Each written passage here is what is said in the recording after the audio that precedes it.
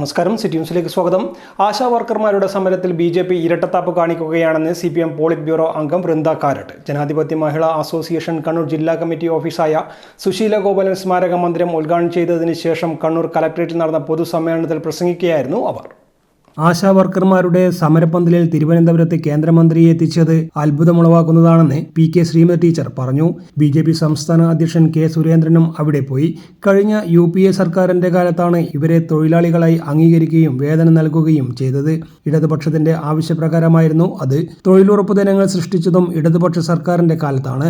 അതിനുശേഷം അധികാരത്തിൽ വന്ന BJP സർക്കാർ ഇവർക്കൊന്നും ആനുകൂല്യങ്ങൾ നൽകിയില്ല എന്നും വൃന്ദ കാരട്ട് ആരോപിച്ചു. ഏതെങ്കിലും കാലത്ത് നമ്മൾ കേട്ടിട്ടുണ്ടോ? Today, my dear sisters, we are suffering. We are suffering because of the economic policies of this government. ഇന്ന് കേന്ദ്ര ഗവൺമെന്റിന്റെ സാമ്പത്തിക നയങ്ങളാണ് ഈ രാജ്യത്തെ ജനങ്ങളുടെ ദുരിതങ്ങൾക്ക് കാരണമാകുന്നത്.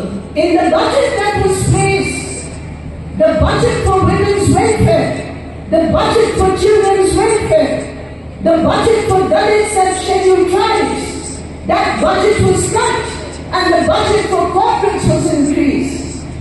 ഈ കഴിഞ്ഞ ബഡ്ജറ്റ് അവതരിപ്പിച്ചതും പാർലമെന്റിൽ അവതരിപ്പിച്ച ബഡ്ജറ്റിനകത്തും സ്ത്രീകൾക്ക് വേണ്ടിയും കുട്ടികൾക്ക് വേണ്ടിയും ദളിതർക്ക് വേണ്ടിയും ആദിവാസി വിഭാഗങ്ങൾക്ക് വേണ്ടിയും എല്ലാമുള്ള വിഹിതം വെട്ടിക്കുറയ്ക്കുകയാണ് ചെയ്യുന്നത്.